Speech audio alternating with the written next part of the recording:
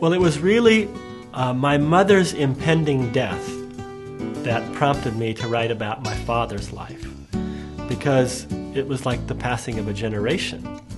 And I was saying to myself, how will I ever know who my father was? And that prompted me to start reflecting on that and asking lots of questions.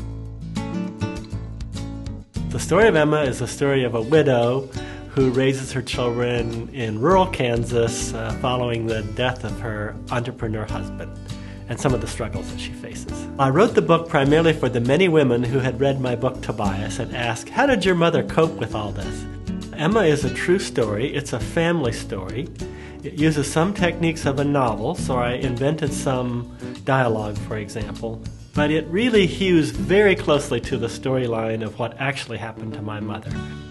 It was an aha moment for me to see the journey that my mother went through from the time when my mother was first widowed till the time she died.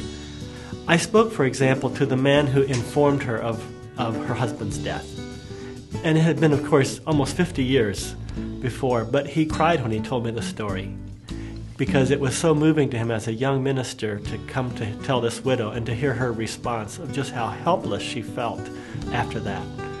And this book really tells the story of how she became much more independent and resourceful and learned to do things on her own as a woman, whereas before she had depended on her husband. Over time, it has made a huge difference in my life. I am much more relaxed, I think, with who I am.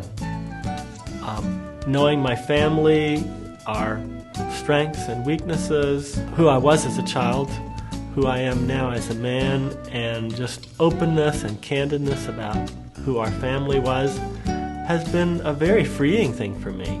So I think what it said to me was, I grew up in the home of a widow.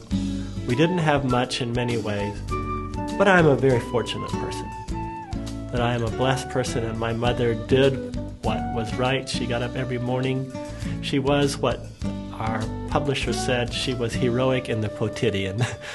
That is, she did every day what needed to be done for that day and made our life quite reasonable.